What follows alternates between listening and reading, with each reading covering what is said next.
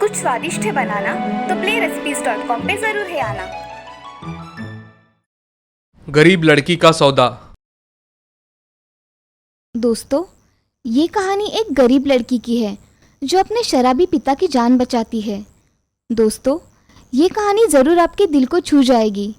तो दोस्तों, चलो अब हम देखते हैं कि बेचारी गरीब और अपाहिज लड़की अपने पिता की जान बचाने के लिए क्या करती है। मणिपुर नाम के गांव में गोपाल नाम का एक व्यक्ति रहता था। उसके साथ उसकी पत्नी और उसकी एक अपाहिज लड़की रहा करती थी। गोपाल को शराब पीने की बहुत बुरी आदत थी। वो दिन भर शराब के नशे में धुंध रहता था और उसकी पत्नी दूसरों के घर जाकर झाड़ू पोछा मारने का काम करती थी। एक दिन गोपाल दारू के लिए अपनी पत्नी से पैसे मांगता है।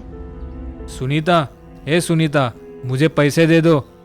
जी, मेरे पास एक फूटी कौड़ी भी नहीं है, घर में राशन भी भरना है, कहाँ से लाऊं मैं पैसे? तभी गोपाल को बहुत गुस्सा आता है और वो अपनी पत्नी को मारने लगता है। ये देख गोपाल की 12 साल की अपाहिज लड़की अपने माँ को बचाने आती है, लेकिन नशे में धुंध गोपाल उसे भी मारता है। तभी बेचारी लड़की जमीन पर गिर जाती है और बेहोश होती है। रिया, बेटा उठो, क्या हुआ है तुम्हें? उठो ना बेटा। सुनीता रिया के मुंह पर पानी मारती है। तभी रिया धीरे धीरे अपनी आंखें खोलती है। बेटा, तुम ठीक हो ना? तुम्हें लगा तो नहीं ना? क्या जरूरत है तुम्हें बीच में आने की? माँ, पिताजी इतनी दारू क्यों पीते हैं? बेटा, रोजाना दारू पी पी के अभी उनको ये आदत लग गई है। अब तो वो दारू नहीं पीते, दारू उनको पी रही है। तुम उठो बेटा, मुझे काम पर जाने के लिए देर हो रहा है। बेचारी सुनीता अपने काम पर निकल जाती है। कुछ दिन ऐसे ही बीत जाते हैं। एक दिन सुनीता बीमार पड़ती है। दिन भर काम करके शाम को पति का मार खा खा कर सुनीता की हालत एकदम से खराब हो गई थी। उसी बीच में वो चल बसती है। गोपाल अपने पत्नी का अंतिम संस्कार करता है। एक दिन गोपाल घर में बैठे बैठे सोच रहा था, सुनीता तो चली गई, अब मुझे दारू पीने को पैसे कहाँ से आएंगे? कुछ देर सोचने के बाद वो अपने अपाहिज लड़की को रास्ते पर भीख मांगने के लिए भेज देता है। बेचारी रिया दिन भर सड़कों पर भीख मांगती थी। भगवान के नाम से दे दो अंकल, कल से कुछ नहीं खाया है। भगवान आपका भला करेगा, कुछ तो दे दो। रिया रोजाना ऐसे ही भीख मांगती और सारे पैसे अपने पिता को देती। ऐसे ही कुछ साल बीत जाते हैं। अब रिया 20 साल की हो जाती है और अब वो अपनी माँ की तरह दूसरों के घर जाकर झाड़ू पोछा लगाने का काम करती थी। और इधर गोपाल दिन भर दारू के नशे में धुंध रोड पर गिरा पड़ा रहता था। एक दिन रिया काम करके घर आती है तब वो अपने पिताजी को रोड पर पड़े देखती है। गोपाल के मुंह से खून आ रहा था। तभी रिया, पापा उठो, क्या हुआ है तुम्हें? पापा उठो ना पापा। रिया के इतने उठाने के बाद भी गोपाल नहीं उठता। ये देख कुछ लोग भागते हुए उनके पास आते हैं। अरे बिटिया, क्या हुआ है इन्हें? और ये कौन है? अंकल, ये मेरे पिताजी हैं। मुझे नहीं पता इन्हें क्या हुआ है। आप मेरी मदद करो इन्हें हॉस्पिटल ले जाने में। रिया कुछ लोगों की मदद से अपने पिता को हॉस्पिटल में भर्ती करवा देती है। डॉक्टर गोपाल का चेकअप करते हैं। तभी रिया डॉक्टर से, डॉक्टर साहब, क्या हुआ है मेरे पिताजी को? वे ठीक तो होंगे ना? देखो बेटा, दारू पीकर तुम्हारे पिताजी का लीवर खराब हो चुका है। हमें जल्दी उनका ऑपरेशन करना होगा। जी डॉक्टर, लेकिन इसमें कितना खर्चा होगा? कम से कम 2 लाख खर्चा होगा। ठीक है डॉक्टर साहब, आप ऑपरेशन की तैयारी कर दो, मैं पैसों का बंदोबस्त करती हूँ। बेचारी रिया ये सोचते सोचते बाहर आती है कि इतने सारे पैसे वो कहाँ से लाएगी। ये सोचते सोचते वो अपने मालकिन के पास जाती है और उनको सारी बातें बताती है।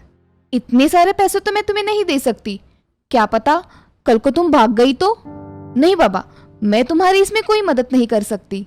नहीं मालकिन, मैं तुम्हारी एक एक पाई चुका दूंगी, कृपया करके मुझे पैसे दे दीजिए।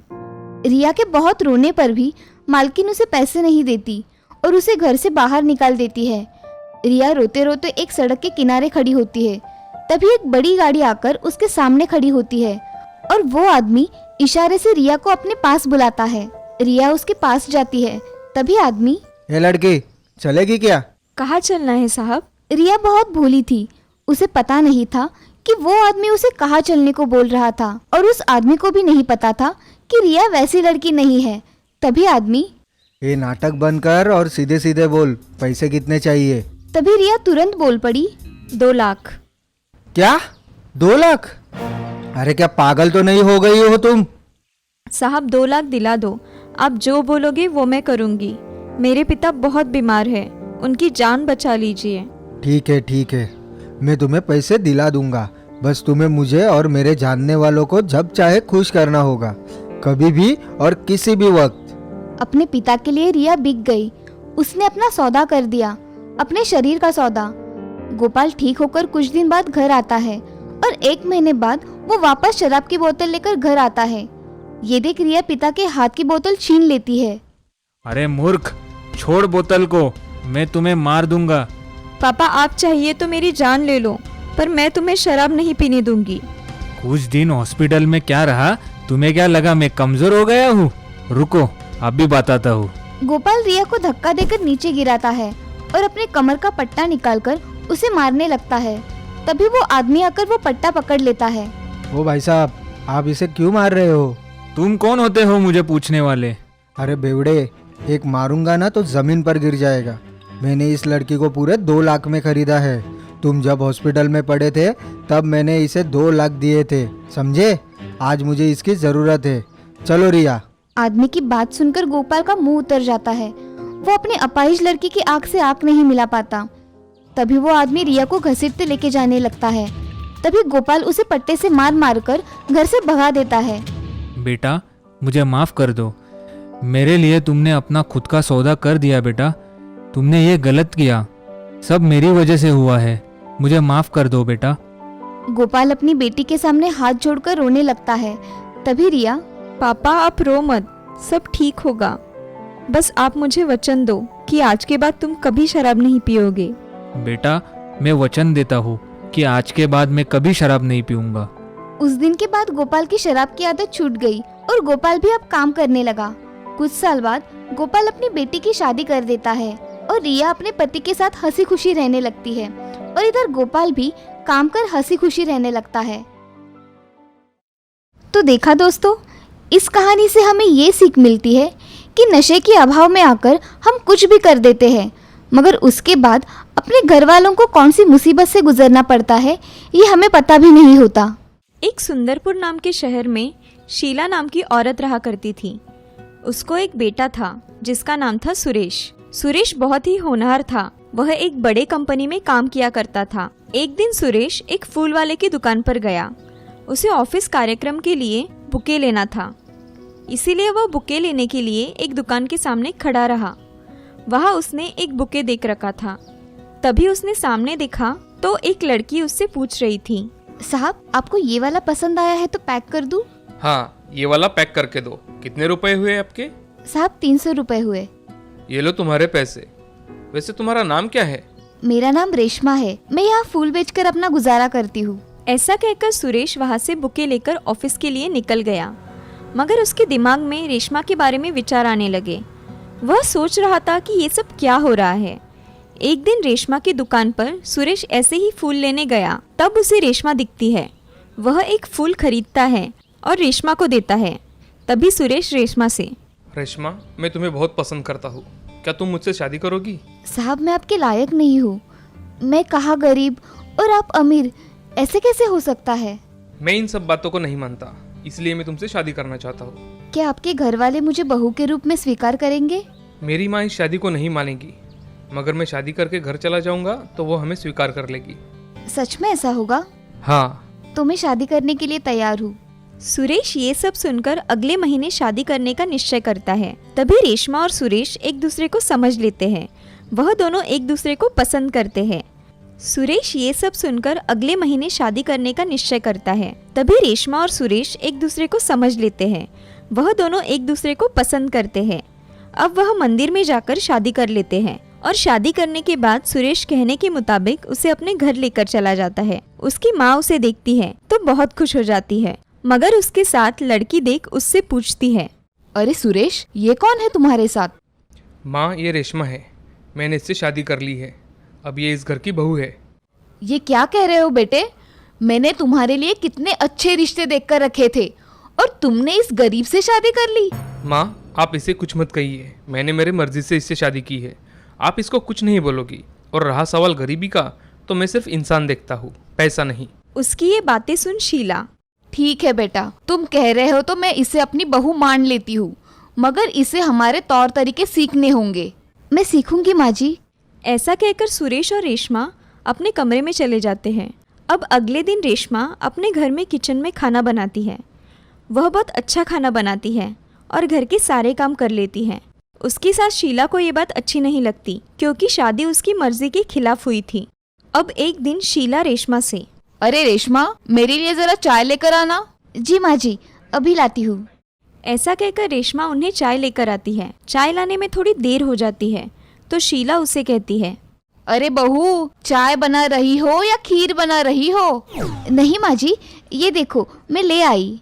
शीला चाय पीकर देखती है तो उसे चाय का स्वाद बहुत अच्छा लगता है, मगर बहू को कुछ बुरा भला कहने के लिए उसे कहती है, अरे बहू, चाय तो ढंग से बनाया करो, इसमें कुछ स्वाद ही नहीं है। माँ जी, मैं दूसरी बना कर लाऊं? नहीं, रहने दो, यही रह गया था। डबल चाय बनाओ और मेरे बेटे के पैसे खर्च करो। रेशमा कुछ नहीं कहती। थोड़ी देर बाद रेशमा किचन में काम करने के लिए निकल जाती है। उस दिन शीला रेशमा के लिए बहुत सारे कपड़े धोने के लिए निकालती है। तभी, बहू, ओ बहू, सुनती हो? यहाँ कपड़े पड़े हैं, धो देना। रेशमा वहाँ आकर देखती है तो वहाँ इतने सारे कपड़े पड़े होते हैं। उन्हें देख रेशमा अपनी सास से, हाँ माँ जी, मैं धो दूंगी, अब चिंता मत करिए। ऐसा कहकर रेशमा अपना घर का काम निपटाकर 3 बकेट कपड़े धो डालती है और उसे सुखाने के लिए टेरेस पर चली जाती है। थोड़ी देर में रेशमा कपड़े सुखाकर आ जाती है। अब नीचे आकर उसके सास ने बाहर से टहलकर आने के बाद पैर साफ नहीं किए और वैसे ही घर भर घूमती ही रही। ये देख रेशमा समझ गई कि माँ जी जानबूझकर ऐसे कर रही है। ये देख शीला रेशमा से, अरे बहू, घर देखो कितना गंदा हो गया है, देखो जरा, इसे जल्दी साफ करो। जी माँ जी, अभी कर देती हूँ। ऐसा कहकर रेशमा अपना घर साफ कर देती है और सबके लिए खाना लगाने के लिए किचन में आ जाती है। खाना जल्दी जल्दी गर्म करके परोसती है। सभी खाना खाने के लिए बैठ जाते हैं। तभी रेशमा सबको खाना परोसती है।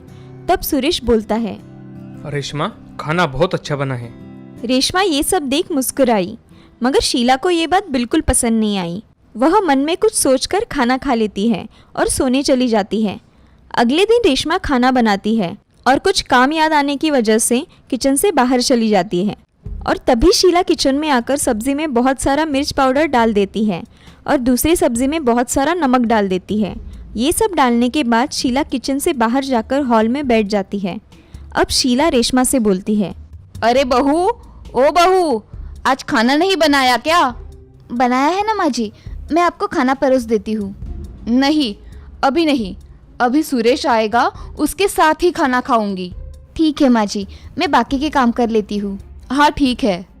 ऐसा कहकर शीला हॉल में पेपर पढ़ रही थी। तभी थोड़ी ही देर में सुरेश घर आ गया। उसे देख रेशमा, अजी, आप आ गए? माँ जी कब से आपका खाने पर इंतजार कर रही है। अच्छा, तुम खाना लगाओ, मैं फ्रेश होकर आता हूँ। ऐसा कहकर सुरेश फ्रेश होने चला जाता है।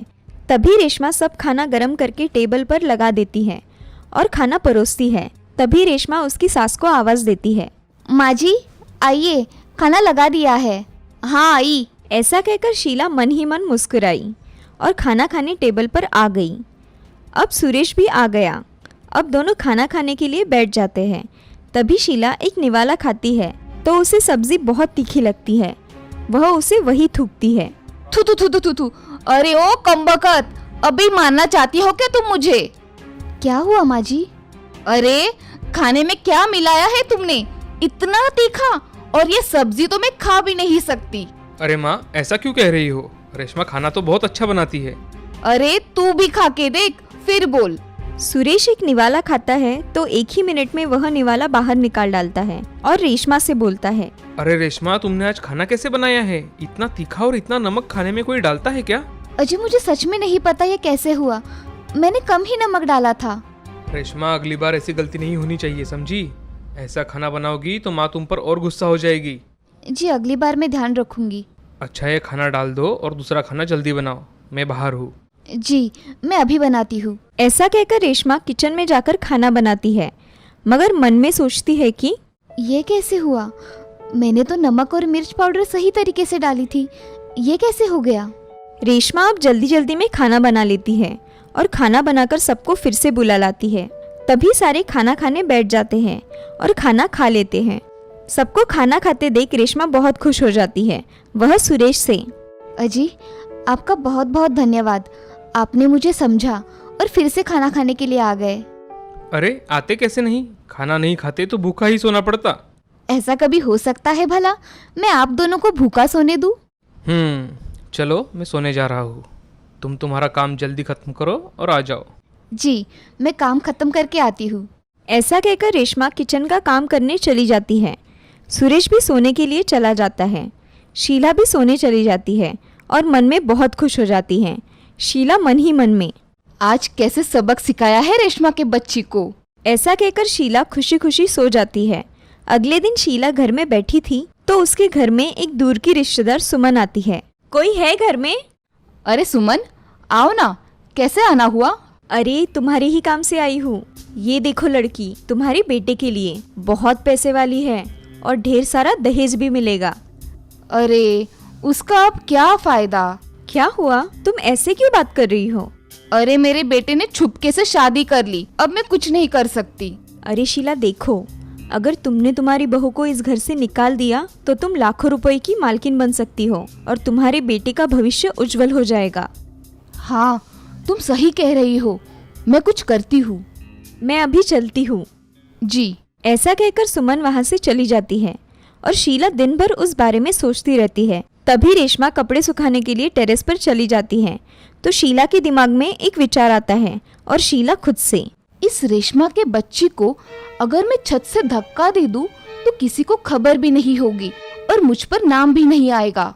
ऐसा सोचकर शीला छत पर चली जाती है और देखती है कि रेशमा कपड़े सुखा रही है। तभी शीला उसे धक्का देने ही वाली थी कि रेशमा कपड़े डालने के लिए दूसरे बाजू चली जाती है। शीला जोर से आने की वजह से पैर फिसलकर नीचे गिर जाती है। उसे बहुत चोट आ जाती है। तब रेशमा उनके पास जाकर, अरे माँ जी आप कैसे गिर गई? उठिए, मुझे हाथ दीजिए। शीला दर्द से बहुत तड़प रही थी। वैसे ही उसने रेशमा को हाथ दिया। पड़ोसियों की मदद से रेशमा ने उसकी सास को अस्पताल लेकर आई और उनका अच्छी तरह से इलाज करवाया। उनके हाथ पैर टूट गए थे, सभी जगह प्लास्टर बंधा हुआ था। तभी शीला मन में सोचती है, मेरी बहू कितनी अच्छी है, मेरे इतने सताने के बाद भी देखो मेरी कितनी सेवा कर रही है। मैं गलत थी, मैंने अपनी बहू को पहचानने में गलती कर दी। तभी शीला सुरेश से, सुरेश मेरी बहू हीरा है हीरा, आज वो नहीं होती तो मेरा क्या होता?